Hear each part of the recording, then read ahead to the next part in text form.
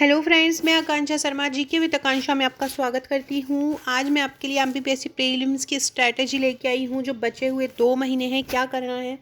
बहुत सारे लोगों के कमेंट्स भी आए थे और बहुत सारे लोगों मुझे व्हाट्सएप पे भी बोले थे इस चीज़ के बारे में, तो इसलिए मैं वीडियो लेके आई। सबसे पहले फ्रेंड्स, किसी भी एग्ज़ाम का जब एग्ज़ाम होता है, कोई भी एग्ज़ाम में कोई भी कितना भी बड़ा टॉपर हो, किसी की भी कभी भी संपूर्ण तैयारी नहीं हो पाती है। तो ये चीज़ आप अपने मन से निकाल दीजिए कि उसका इतना हो गया है, हमारा इतना नहीं हुआ है। क्योंकि क्योंकि इतना ज़्यादा अथाह सिलेबस है, इतना बड़ा हिस्ट्री है, इतना बड़ा ज्योग्राफी है, इतना बड़ा सभी पूरा मध्य प्रदेश है। तो आप कोशिश भी करेंगे कि आपको पूरा करना है तो भी आप नहीं कर पाएंगे। तो सबसे पहले आप पूरे के चक्कर में बिल्कुल मत पड़िए। मैं बार बार बोल रही हूँ, केवल आप लोगों को फैक्ट पढ़ना है, आप लोगों को स्मार्ट स्टडी करना है। किस तरीके से स्मार्ट स्टडी करना है, क्या क्या पढ़ना है, तो मैं आगे आपको बताती हूँ। सबसे पहले चैनल को सब्सक्राइब कीजिए ताकि आने वाली सभी प्रीलिम्स और मेंस के वीडियोस मिलते रहें।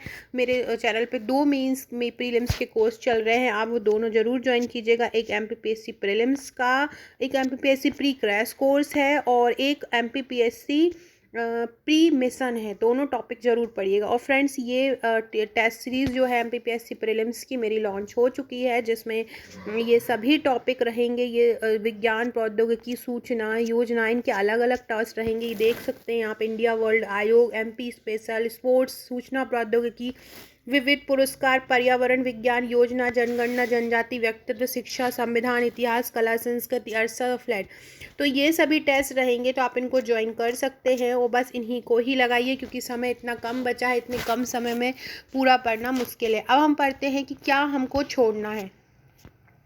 सबसे पहले फ्रेंड, मैंने जैसे हमेशा से मेरे 3 से 4 वीडियोस लास्ट ईयर भी बनाई थी और अभी भी बनाई थी। मैं जब एग्ज़ाम का नोटिफिकेशन आया था तभी मैंने आपको बोला था कि जो एग्ज़ाम है प्रीलिम्स का, वो 2 भागों में बटा हुआ है। एक भाग में आता है आपका इतिहास, भूगोल, अर्थव्यवस्था, राजनीति विज्ञान, पर्यावरण, आयोग एंड विविध, और एक भाग में आता है मध्य प्रदेश, करंट और खेल। ये भाग को मैंने डिवाइड किया है। ये भाग इसलिए हैं क्योंकि वो जो प्रीलिम्स का जो वेटेज होता है और जो प्रीलिम्स का इस बार जो वेटेज होना है, वो लगभग 60 से 65 प्रश्न ये 3 चीज़ों से आने हैं। ये खेल में खेल के आपको अलग से जो टॉपिक है, जितनी भी संस्थाएं हैं खेल की, मध्य प्रदेश की और भारत की, करंट के खेल कूद से संबंधित जो प्रश्न हैं और मध्य प्रदेश के करंट से संबंधित जो प्रश्न हैं और ऑल इंडिया और वर्ल्ड के करंट से संबंधित जो प्रश्न हैं, वो सभी इसमें आ जाएंगे। देखिए, मध्य प्रदेश का इस बार बहुत ज़्यादा रोल रहने वाला है। तो करीब 40 प्रश्न तो आप ये समझिए कि मध्य प्रदेश के ही रहेंगे। 10 प्रश्न आप ये समझिए कि 10 प्रश्न आप ये समझ सकते हैं कि 10 प्रश्न आपके करंट से संबंधित रहेंगे और 10 प्लस ही रहेंगे। तो करंट और खेल से संबंधित आप 20 प्रश्न समझ लीजिए। तो अगर आप देखिए, ये 3 को ज़्यादा करने का मतलब है कि ये जो 3 का जो सिलेबस है वो बहुत लिमिटेड है। मतलब ये 3 का जो सिलेबस है वो बहुत कम में ही आप पूरा कर सकते हैं। जैसे कि मध्य प्रदेश है, मध्य प्रदेश की आपने कोई बुक उठाई है, कोई भी बुक आप ले सकते हो। मैं पर्टिकुलर एक बुक नहीं बोलूँगी, आपके पास जो भी बुक है मध्य प्रदेश की, सब अपने आप में बेस्ट है। आप कोई भी मध्य प्रदेश की एक बुक उठा लीजिए, उसको एक बार पूरा पढ़ लीजिए।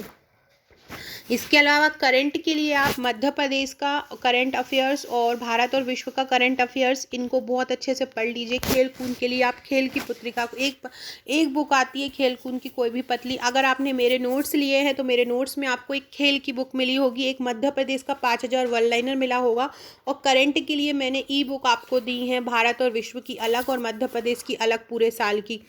आप अगर उनको ही बहुत अच्छे से रट लेते हैं बार बार, तो आपके करीब 60 प्रश्न सही होते हैं। मध्य प्रदेश के लिए जो मैंने 5000 वन लाइनर बनाए हैं, आप उन 5000 वन लाइनर को रट लेते हैं तो मध्य प्रदेश के आप उसकी 40 प्रश्नों में से बहुत क्वेश्चन आप सॉल्व कर पाएंगे।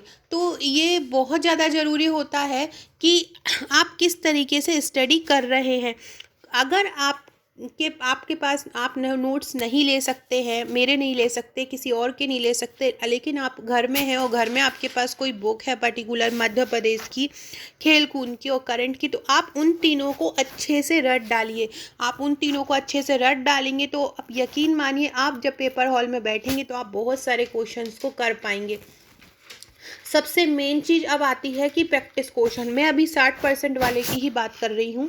तो प्रैक्टिस क्वेश्चन के लिए क्या होगा कि जितना ज़्यादा आप घर पे अपने बैठ के प्रैक्टिस क्वेश्चन लगाएंगे, वस्तुनिष्ठ प्रश्न लगाएंगे, आप मध्य प्रदेश के, आप करंट अफेयर्स के, आप खेल कूद के, अब आप जब क्वेश्चन लगाएंगे तो आपसे जब आप एक बार लगा के देखेंगे, फिर आप आंसर मिलाएंगे, आपका गलत होगा, फिर आप दोबारा से उसको मिलाएंगे, तो आपका फिर वो चीज़ आपके दिमाग में रह जाएगी कि ये क्वेश्चन, इस क्वेश्चन का ये आंसर होना है। तो इस तरह ये क्वेश्चन लगा लगा के, प्रैक्टिस लगा लगा के, फैक्ट लगा लगा के आप उस क्वेश्चन में तैयार हो जाएंगे।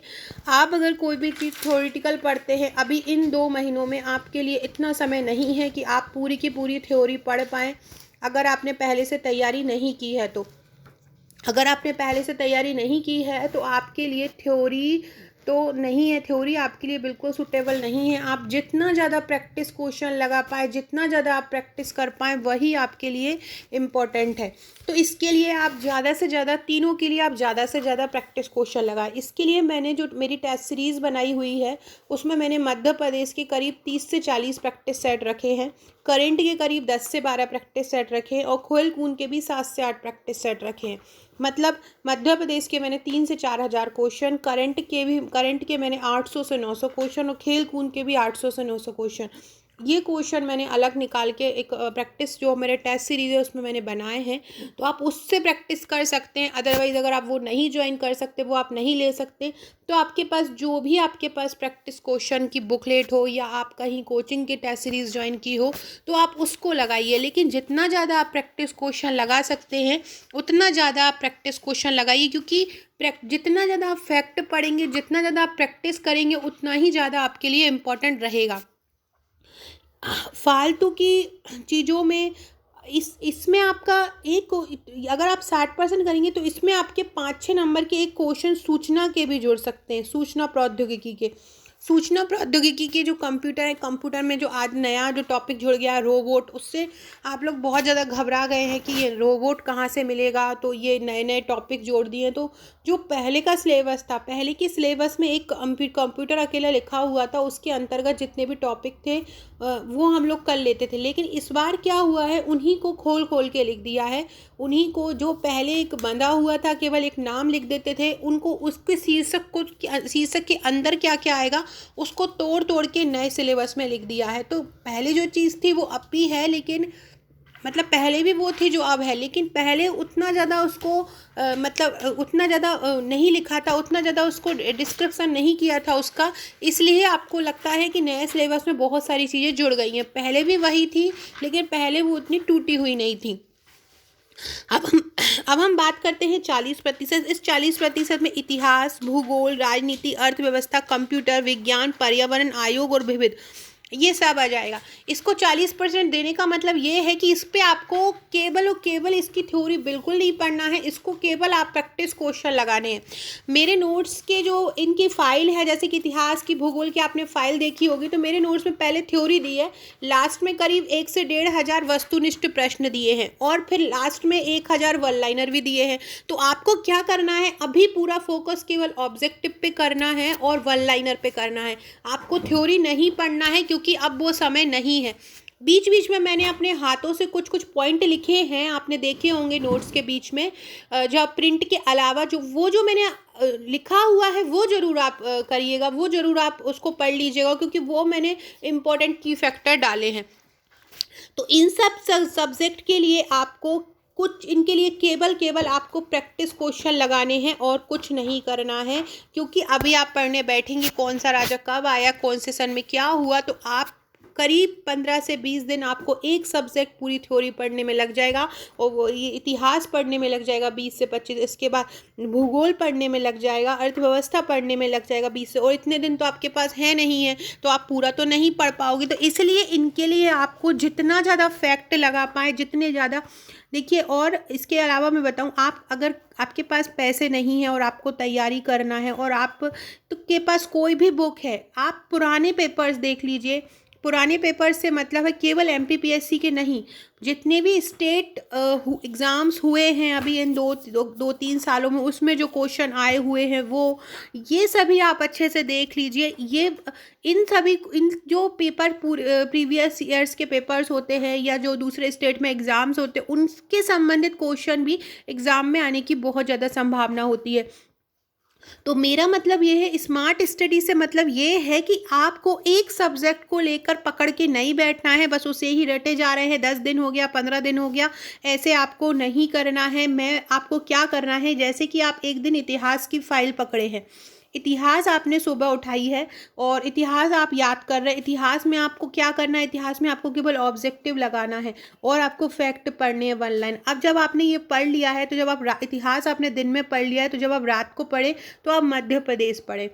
हर रोज एक सब्जेक्ट के साथ आप मध्य प्रदेश जरूर पढ़ें। मध्य प्रदेश को आपको रोज पढ़ना है, मध्य प्रदेश की आपको फैक्ट भी पढ़ना है, थ्योरी भी पढ़ना है और वन लाइनर भी पढ़ना है।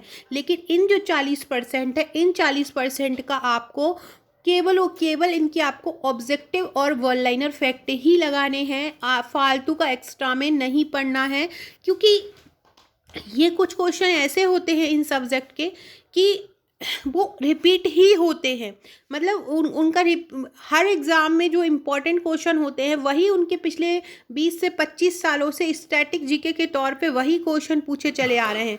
लेकिन अगर आप डीपली पढ़ेंगे, तो डीपली अगर इनको पढ़ने बैठेंगे तो आपको ऐसी बहुत सारी चीज़ें मिलेंगी जो इम्पोर्टेंट है आप उसको छोड़ दोगे, और जो बिना इम्पोर्टेंट है आप उसको पढ़ने लगेंगे। तो इसलिए आपको वो बिल्कुल ऐसा नहीं करना है, एक चीज़ के पीछे नहीं भागना है, आपको ये चीज़ छोड़ना है। जहाँ आपको कोई चीज़ लग रही है कि ये बहुत कठिन है, इसको हम कैसे पढ़ें, तो कोई ट्रिक अपने में बना लिया कीजिए अपने मन में। कोई किसी वर्ड को किसी से रिलेट करके याद कर लिया कीजिए, तो वो वर्ड और वो, जैसे कि कोई तारीख है, कोई दिन है, उसको कोई किसी के बर्थडे से रिलेट करके याद कर लीजिए, किसी के नाम से रिलेट करके याद कर लीजिए, तो वो चीज़ आपको हमेशा याद रहेगी। तो मेरे कहने का मतलब है कि आपका मेन फोकस यहाँ पे 60% पे होना है, 40% पे कम होना है। 40% में आपको केवल वही क्वेश्चन करना है जो बहुत इम्पोर्टेंट है, जो हर वक्त पूछे जाते हैं, हमेशा से 20 से 25 सालों से पूछे जा रहे हैं। तो आपको केवल वही करना है। इसके लिए आप मेरे टेस्ट सीरीज़ के जो क्वेश्चन है बस वही लगाइए। अगर आपके पास मेरी टेस्ट सीरीज़ नहीं है तो आप कोई भी कोचिंग की टेस्ट सीरीज़ है वो लगाइए, या आप कोई भी प्रैक्टिस बुक ले लीजिए जिसमें आपको ये जो सब्जेक्ट है इनके ऑब्जेक्टिव मिल जाएं, तो उनके ऑब्जेक्टिव लगाइए। थ्योरी आप इन सब्जेक्ट के बिल्कुल मत पढ़िए, इनकी आपको केवल ऑब्जेक्टिव ही पढ़ना है इसकी, क्योंकि आप अगर इन सब की थ्योरी पढ़ने जाएंगे तो आप परेशान हो जाएंगे और आपको याद भी नहीं रहेगा इतना, क्योंकि इतना समय नहीं है कि आप इतना याद रख पाएँ। तो मेनली आपको मध्य प्रदेश करंट में आपको एमपी और इंडिया और वर्ल्ड का बहुत ज़्यादा दोनों ही करना है। पिछले समय में देखा गया है कि आज से 2 साल पहले तक तो इंडिया और वर्ल्ड का ज़्यादा वेटेज रहता था, लेकिन पिछले 2 साल में मध्य प्रदेश का करंट भी अच्छा खासा आने लगा है।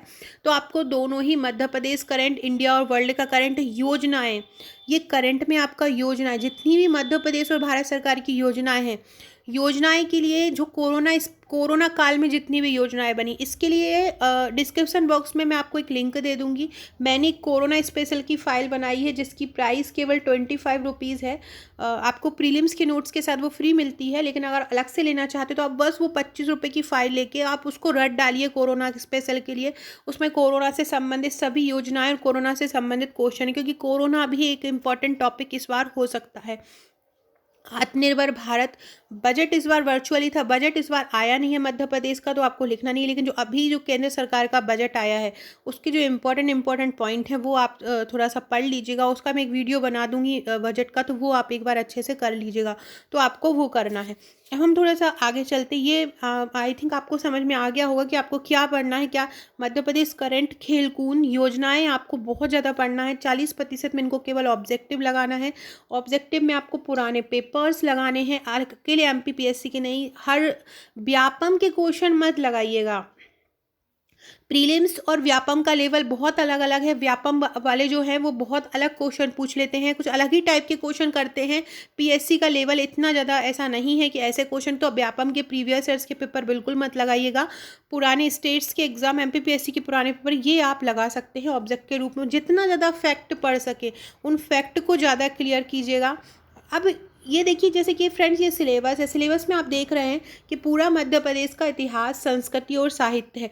अब देखिए एक यूनिट ये मध्य प्रदेश की एक ये हो गई, आप देख सकते हैं। इसके अलावा एक यूनिट ये मध्य प्रदेश की आप देख सकते हैं। इसके अलावा एक ये हो गई। तो 3 आप देख रहे हैं कि 3 यूनिट पूरी की पूरी किससे संबंधित है? मध्य प्रदेश से। पूरी की पूरी 3 यूनिट मध्य प्रदेश से संबंधित है। मध्य प्रदेश इतिहास, मध्य प्रदेश भूगोल, मध्य प्रदेश राजनीति, मध्य प्रदेश अर्थव्यवस्था। मतलब ये 4 भाग में 3 यूनिट कवर की है मध्य प्रदेश की। मध्य प्रदेश 10 में से 4 यूनिट, 4 भाग लगभग मध्य प्रदेश के हैं। तो आप सोचिए आपका मध्य प्रदेश का वेटेज कितना होगा। अब ये आ जाता है आपका भारत का संविधान प्रणाली। इसमें आपको क्या करना है, इम्पोर्टेंट जो आर्टिकल्स है, इम्पोर्टेंट जो संशोधन है। एक किसी का मैसेज मेरे पास आया था कि मैम आर्टिकल्स आएंगे कि नहीं आएंगे। अब संविधान की जब बात कर रहे हैं तो संविधान में भले ही यहाँ पे आर्टिकल्स अलग से नहीं लिखा हो, लेकिन आपको आर्टिकल्स अलग से आएगा। इस बार पॉलिटी का भी अच्छा खासा वेटेज रहेगा क्योंकि आयोग उसमें इंक्लूड रहेंगे। तो आपको इसमें क्या करना है, अधिनियम से संबंधित क्वेश्चंस पढ़ लेना, संशोधन से संबंधित क्वेश्चन, संवैधानिक जो संशोधन है उनके भले ही सन आपको याद नहीं रहे लेकिन नंबर आपको याद रख लेना है। नए नए संशोधन आपको याद रख लेना है, जैसे कि ईडब्ल्यूएस का आरक्षण वाला संशोधन आपको याद रख लेना है, जीएसटी वाला संशोधन आपको याद रख लेना है। मतलब आपको एक स्मार्टली आपको पढ़ना है कि हाँ यहाँ से क्वेश्चन पूछ सकता है, ये चीज़ चर्चा में रही थी तो वो क्वेश्चन पूछ सकता है। तो आपको वो मेनली ध्यान रखना है। न्यायालय से संबंधित, न्यायालय की स्थापना किस अनुच्छेद के तहत, तो इनका कार्यकाल कितना होता है, पहले न्यायाधीश कौन थे, वर्तमान न्यायाधीश कौन है। तो ये इस प्रकार के क्वेश्चन फैक्ट आ जाते हैं। नियुक्ति कौन करता है, पदत्याग कौन करता है। तो ये ऑब्जेक्टिव टाइप क्वेश्चन में इनमें से बन सकते हैं। तो ये क्वेश्चन आपको केवल संविधान और अर्थव्यवस्था केवल आपको ऑब्जेक्टिव करना है। इसके वित्तीय संस्थाएं, रिजर्व बैंक, राष्ट्रीयकृत बैंक, ऐसे भी गैर बैंकिंग वित्तीय संस्थान, इनका गठन कब हुआ, इनके वर्तमान जो सचिव हैं, वर्तमान अध्यक्ष कौन है, ये आपको कर लेना है। पहले अध्यक्ष कौन थे ये कर लेना है। तो ये इसमें से आपको इस प्रकार से आप अपनी स्ट्रेटेजी खुद फॉलो करते हैं। फालतू में टेंशन लेने की बजाय कि अब क्या होगा, 2 महीने ही बचे, इसकी बजाय आप खुद एक स्मार्टली अपने से वर्क कीजिए। इसके बाद सबसे मेन जो आजकल मतलब सभी लोगों में एक टेंशन बना हुआ है वो इसका बना हुआ है कि विज्ञान और पर्यावरण बहुत टेंशन है। इसमें क्या कर दिया, खाद्य प्रसंस्करण भी दे दिया, स्वास्थ्य कार्यक्रम भी दे दिया, आपदा भी दे दी, मानव शरीर, पोषक आहार, पर्यावरण, वैज्ञानिक मौलिक सिद्धांत। अब इसके कारण इतना ज़्यादा हुआ बना के रखा है कि ये क्या पता क्या हो गया है। क्योंकि ये जो विज्ञान और ये पर्यावरण है ये पहले भी थी, पिछले सिलेबस में थी, लेकिन एक विज्ञान करके लिखा हुआ था और स्टूडेंट्स सोचते थे विज्ञान करना है, लूसेंट पढ़ लेते थे विज्ञान के और करके आते थे।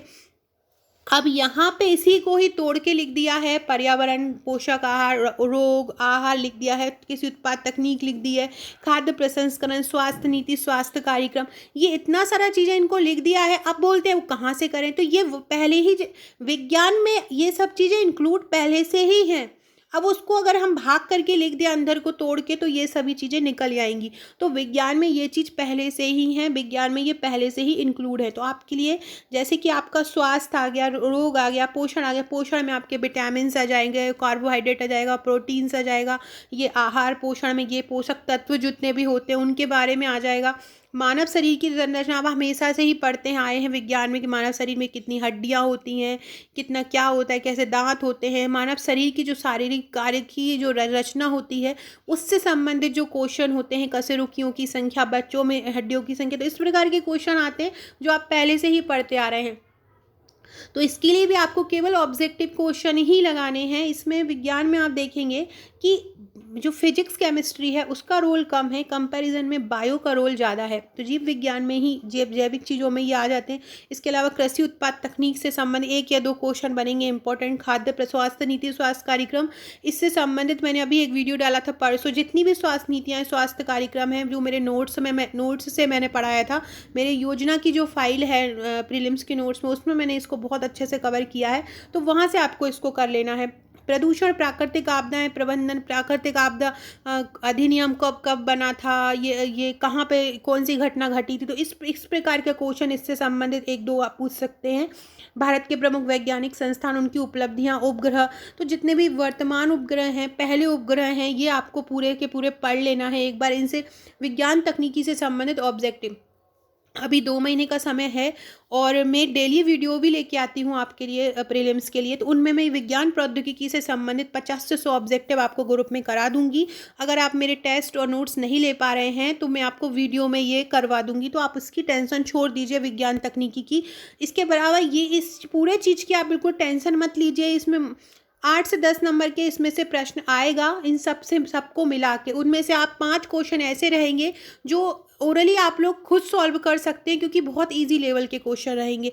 और पीएससी का ऐसा कोई भी स्टूडेंट नहीं रहेगा जिसको हमेशा 100 में से 100 ही बनता हो, बहुत कम ही रहे होंगे जिनको 85 कर पाते हो या 90 कर पाते हो। 20 क्वेश्चन एवरेज, बहुत सारे स्टूडेंट्स होते हैं टॉपर जिनसे नहीं बनते हैं, तो 20 क्वेश्चन कुछ अलग ही होते हैं, वो किसी से ही नहीं बनेंगे।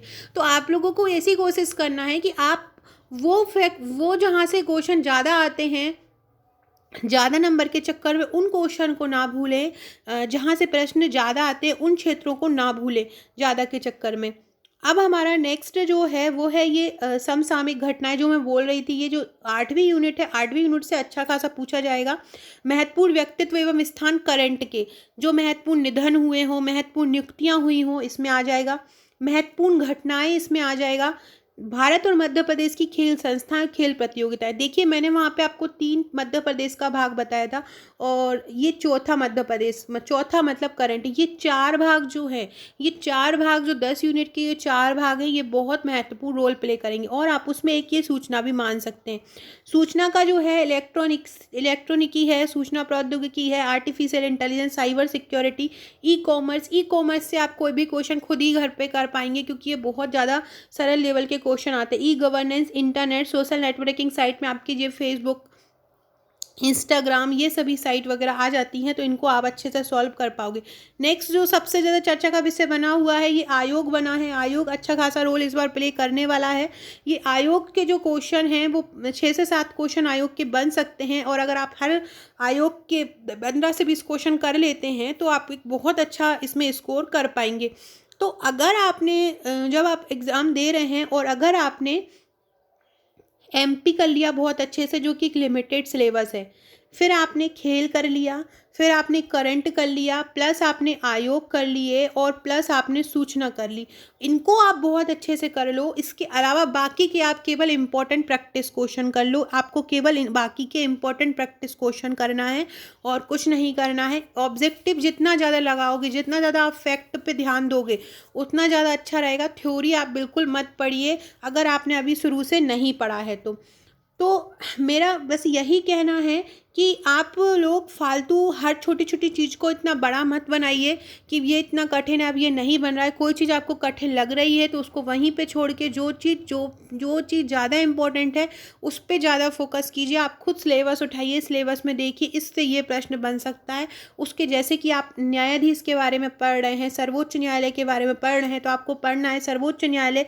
का संबंध किस अनुच्छेद में है, इसमें कितने सदस्य होते हैं, भारत में कितने सर्वोच्च न्यायालय हैं, भारत में कितने उच्च न्यायालय हैं, और वर्तमान में किन न्यायाधीशों की नियुक्ति हुई है। जैसे वर्तमान में अभी 5 जो राज्य हैं उनके न्यायाधीश नए चुने गए, इंक्लूडिंग अपने मध्य प्रदेश में।